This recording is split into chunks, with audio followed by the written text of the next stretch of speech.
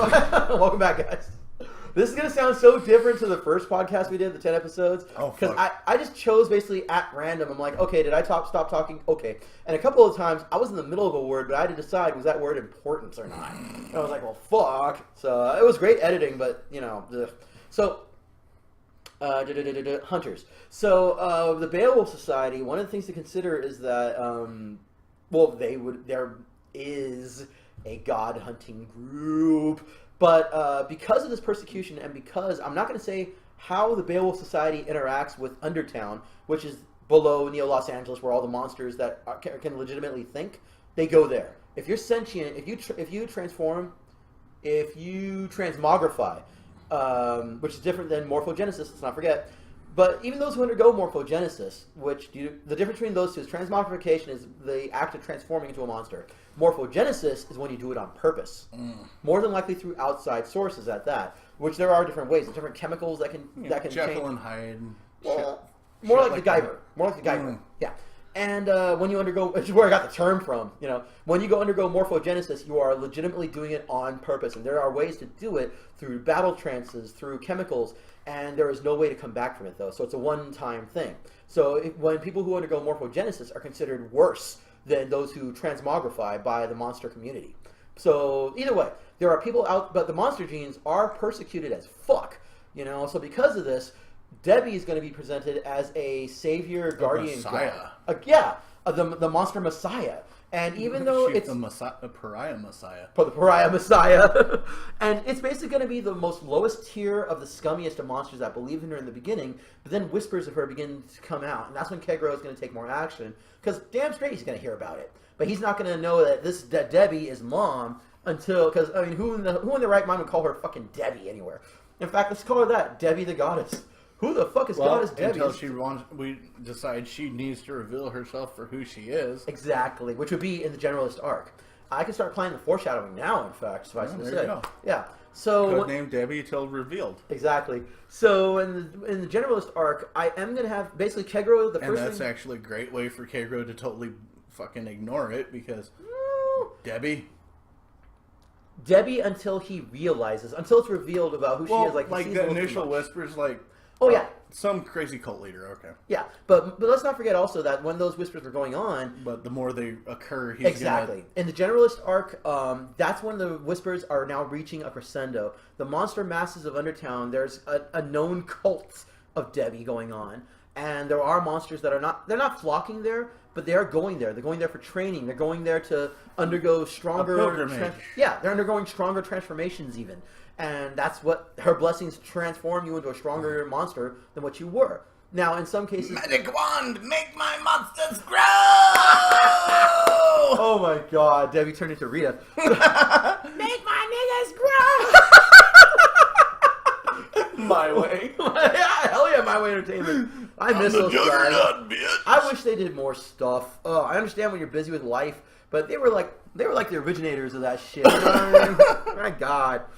So yeah, but you feel me? What I'm saying is that during the Generalist, when basically I'm going to start off with Kaegro coming to the shop, through GSG. He's going to request a meeting through GSG, and both him and GSG are going to sit down with, of course, you do know that GSG has an Aloysius Dempsey butler, right?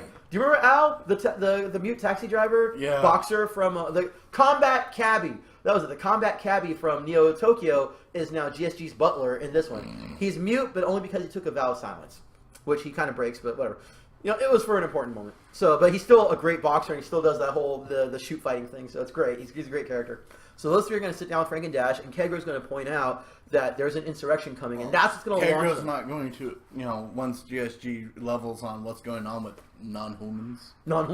He'll probably polymorph into a same face, just white and no pointy ears. That'll work too.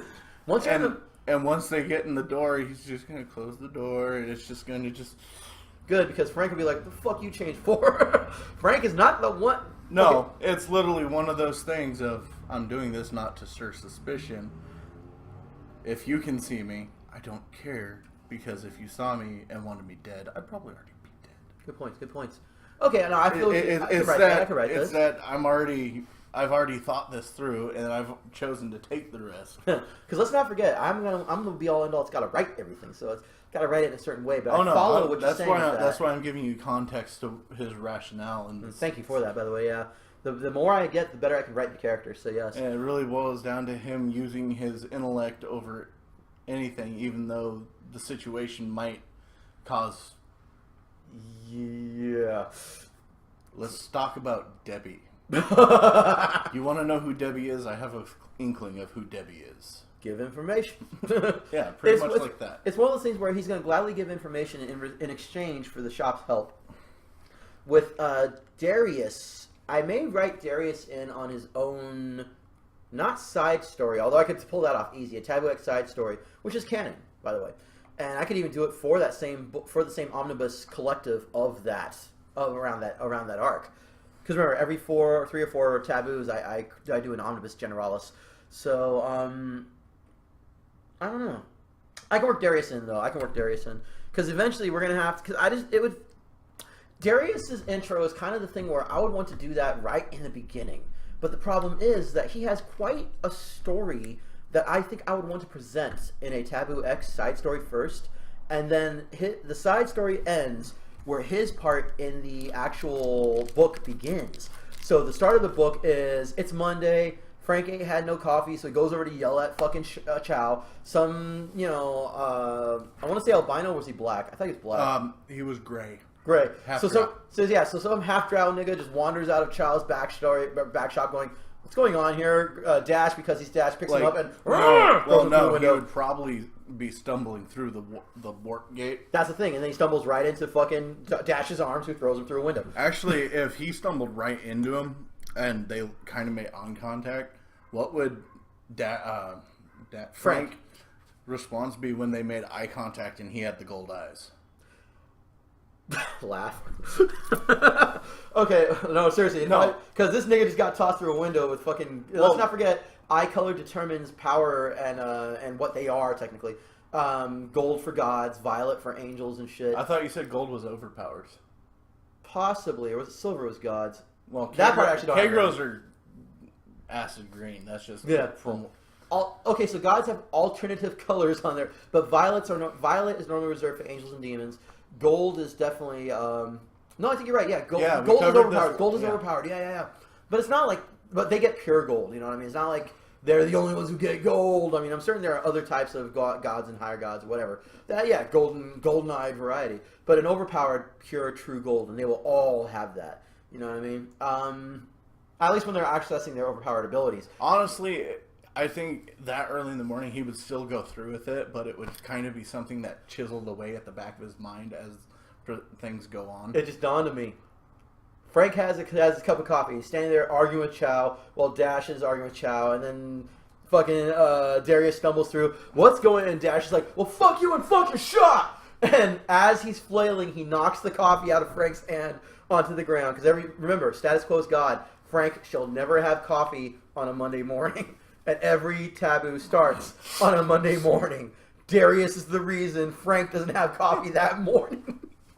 So Frank, while Darius is getting up and going, where the fuck am I? He looks back and Dash is like, I'm sorry, dude. I'm sorry, bro. And Frank's on his hands and knees licking at the fucking coffee on the ground and going, and Dash is like, dude, your teeth. And he's like, fuck my teeth, my coffee. Looks up at Darius. Chow's just like, oh, but backing up. And Darius is like, eh? Frank's like, you. I love that intro. What did I do? That is canon. That is canon. That is canon. I don't care if you don't like it. That shit is canon. That is good. I like that shit. Oh my god. Actually, it's for right now. I mean, Darius in my head is not one who actively chooses to swear at the moment. You went and pissed off the strongest. Well, no. It's one of those. Oh damn. Oh my. Oh my. I just like the idea of not so British, but oh my. I just like the idea of Frank licking at bloody glass and coffee and just cutting his lips. He looks and just suddenly looks up and sights on only Darius. Darius looks left and right, points to himself. Me? You. No, it'd be more of a point to the right, point to the left, point at me. Oh my. I love that. You know, in reposting Taboo 1 on steamit.com and Mines for free, I'm being reminded of how good my original shit isn't as good as my shit right now. There is a definite and obvious improvement in my writing. There's always going to be an evolution from where you came from to where you are. But Taboo 1, the way I started, and then you have people like Stephen King. If there's a de-evolution of where you came from to where you are. Yeah. Well, and then you got Johnny Depp, where he's just been baseline the whole damn time. I'm just saying. Fucking heel. Oh, no. Who plays... Okay, strangely enough, there are two examples of extreme opposites to one another. Johnny Depp, who plays all the characters, and, like... I'm trying to think of an actor who plays only one character. Nicolas Cage. He only plays one character. He only has one character, and that's Nicolas Cage, yeah. But strangely enough, you know, Willem Dafoe does the same thing, but he does it for other characters. It's always Willem Dafoe Willem Dafoe is an amazing foil for other actors. Oh, that too. But consider, if you will, Willem Dafoe, in his mind, he's pretending he's Willem Dafoe, who's pretending he's some other actor, who's pretending he's this character. He's doing acception. It's literally what he's doing, yeah. Acception. I'm Willem Dafoe. Willem Dafoe portraying this person, portraying that person. In Streets of Fire, I think it was. Yeah, a rock and roll love story or whatever. You remember that shit? It was great. He was the bad guy. I don't think I ever saw that. Oh, it was great, nigga. I think it's on Netflix, and if not, it's definitely on YouTube. You should go watch it. It's a great adventure. It's a great romp. It's not real rock and roll, though. I got to point this out. As a rock-a-rolla, and yes, certified heavy metal maniac, punked ass nigga, rock-a-rolla nigga, do not step on my balls. I probably already fucked your moms. You're going to have a surprise. You're having a little brother. Your mom got the little brother. So, the shade, the black tentacle, let's not forget it. So, what the fuck was I talking about? Oh, yeah. So, in Streets of Fire, Willem Dafoe was playing as Willem Dafoe, playing as Marlon Brando, playing as a street biker. This is literally a street bike leader from the 70s, or from the 50s, while he's in the 80s. That's exactly what Willem Dafoe was doing, and he was excellent. Willem Dafoe does great. He'll channel himself channeling other actors to be this character, and it is the greatest thing in the world. There was a fight! I mean, come on, man. Willem Dafoe is excellent. So, what the fuck was I talking about in connection to that, though? Whatever. Darius is going to get thrown through. That's how I'm going to start that fucking Taboo, is they're in an argument with Chow, and it's going to be over the usual stupid shit. You called us over here, dumbass. You know. Literally, Chow will be like, hey, you, stupid, come here. You know. Why the fuck you call us over here, Chow? Why are you on Chow's lawn? You called us over here. Well, since you over here, you want Taka penis? Oh my god, you know what's even worse? What if Darius comes out the gate in front of Chow's shop, and that's when Dash goes, fuck you and fuck your shop, and just throws him into the shop rather than out of the shop. I think that would actually be funnier.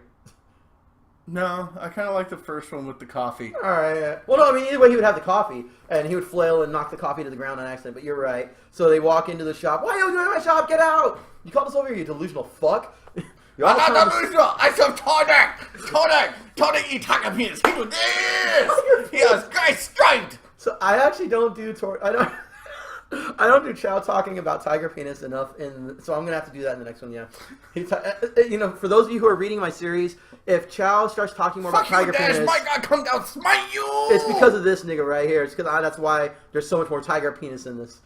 He eat tiger penis. He drink cobra venom. He suck badger milk from the teeth. Nothing hurt Tordek. I'm just saying, you know, the entire song of The Baddest Man Alive from Man with the Iron Fists was made for Tordek. I'm just saying. Suck milk from a bear hug a grizzly, suck milk from her titty. I'm just saying. And then, except Tordek would also fuck the bear. So I'm just saying. And thus the gay dwarfs came. The gay dwarfs. They were birthed with leather harnesses. Oh my god, yeah. Wasn't I talking to, I was talking to fucking Thunderbuns recently about ganja elves. Yes. And the fucking ganja elves. The dank elves worshipping ganja. Yeah, Ganjador. You're welcome. Ganjagol. I kept throwing the names out for him. Wow. I didn't realize that was you. All I know is that was fucking hilarious.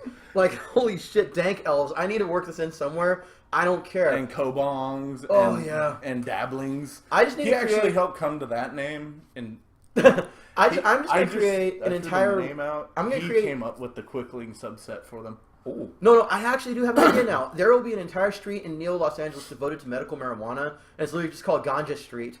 And Ganjagol is the main deity of that street. It's only like, not even a street, maybe even be an alleyway. No, straight. It's a short straight. No, in Undertown. In fact, that's when we can do it, is in the Generalist arc, where they have to go into Undertown to go figure out more about Debbie's cult, and that's, even though Kaegro said, yeah, they need proof, you know what I mean? Remember, the Pact of Pantheon revolves around proof, around things that have happened. Oh, yeah. So in order to prove that, yeah, Debbie to quote is... Boondocks, the absence of evidence is not the evidence of absence. Word. To prove that Debbie is actually Kaegro's mom, and this is actually an incursion from an external source, which they can then access their own overpowered powers and go from there. All of them, even Kaegro can get involved then. As a higher god, he can't do shit. Mainly because he also doesn't really exist once again. He's very... even at the Generalist, his power base isn't in Neo-LA.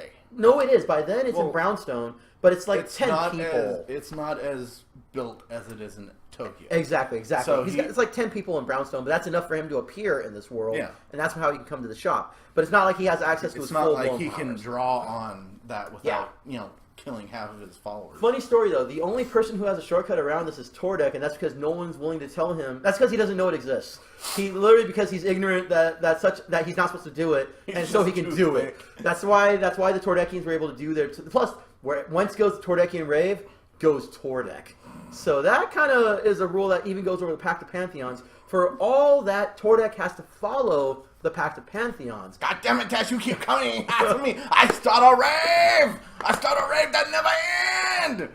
Let's not forget, that almost happened. I rolled successful 3 times. They took over the entirety, or at least that section of Neo Los Angeles, and it would have gotten bigger except they flubbed the 4th roll. So, and they didn't go to hell. I could see that being Chow's constant argument and threat to them is, I start the Tordek rave! I need to point out that the shop actually respects and fears the Tordek rave. Everyone does. The Tordek rave, even they would have an issue. Even though the Tordek rave would have issues getting into the shop, because once the defenses are activated, fuck you, we're killing everyone. And there's not much the Tordekians can do, because they're Tordekians. But what are you going to do about niggas fucking on the street and right in front of your shop? What about niggas that have you completely closed out? They can't just kill We rave so hard we lower property value. Seriously, they could actually cause a problem for the shop, which is very strange.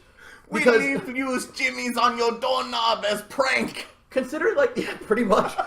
Hey, boss, they balls all over the lawn again. God damn it! Fucking Frank. Kill him, Chief! One of them spooning the garden gnome. As lethal and as violent and vicious as the shop is, they do not kill for stupid reasons. They never kill because honestly, they're annoyed. I think that's one of the most fucking... And the Tordekians... one thing that could tie their hands worse is than the Tordekian anything. rave, yeah. The Tordekians actually have power simply because the shop can't stop the rave. Unless... You cannot control this mob! If any of the mob pulled a weapon on the shop, that would be like that scene from Pirates of the Caribbean where Davy Jones just kind of grins evilly, looks back, and the other guy's like, yeah, boss, and he looks back like, ugh. You know, that's Frank and Dash. The moment they pulled it, it's like, oh, you dropped a knife. Here you go. You pointing a knife at me? Oh, yeah. And then they can kill the entire rave then. But the Tordekians are not that stupid. Tordekians have their issues, but they are not dumb. They are not stupid. And only times weapons are even brought out is if a Valkyrie shows up. Exactly. And they are smart enough to not do that if they're going to honestly stand against the shop. Now, it's also worthy to note that the shop can still cause them problems, but then it becomes a war of attrition because what can they do? They're just being annoying. They're spooning the lawn gnome. Oh my god, they're fucking our car. They're fucking in the car. They're fucking in our garage. How do they get through our wards? I don't know. Actually, I do that in Taboo 1 where it's like, there are ways to get through our wards. Awesome! Exactly. They could actually, what was the it, aura nerds? of awesome. Was the aura of awesome? Oh yeah, nerds. the anti-magic field. Nerd! Yeah, they can anti-magic field their way through at least 2/3 of the wards. They just need a Tordekian with enough bitches on his bracers. Hey, that's Chow alone. Chow alone could do that. Oh god, could you imagine if Alita showed up and nerded them? But I think with Chow, they just did a combo nerd. Double nerd! They do the bro hand lock and they just go nerd, and it just... I think they could blip out Magic in Neo Tokyo for a day. The safest thing, the safest Neo LA. Yeah, Neo LA. The safest route to go with, though, because that would still piss off the shop, and they don't rely on just magic, let's not forget. But their wards are mostly magical in the beginning, and then you start going deeper into the shop, and that's when you get more of their defenses and the automatic shit. Chow would probably do it as just a fuck you prank. Actually, not Alita, but certainly not Hyla. I don't think either of those two would be not violent enough. But you know who could, though? Tyrone. Bring in Tyrone, bring in Chow. Those two could basically take care of most of the defenses of the shop. And honestly, all they need to do is fill the lobby full of squirming fucking people. Alita could do it non-violently if Chow explained this is just a prank. I think psychically Frank would smell the violence on her and activate it as a thing. Tyrone is so happy-go-lucky as a character. Yeah, he is so just go with the flow. Yeah, remember, if Frank smells any kind of weakness or any kind of emotion that's strong on you, he can't do much with happiness. He can't do much with joy. But anger, sorrow, despair, he can fuck with that. Frank would push her to be violent and then use that as an excuse to kill everybody. Yeah, that would definitely push her at a point of willpower versus... And Frank would win. I'm sorry, bro. I wouldn't even... No, I'm just saying. A nat 20 ain't going to save you on that shit. But Tyrone, on the other hand, what is he going to do with that? It's time to break out the Bud Light, bro! Bitches! Exactly. Where's my elephant? Where's my elephant? Frank would take one look into his memories and be like, my God, he raped animals. Like, what the fuck he raped an ambulance with animals. He raped what the fuck? What can you do with that, Frank?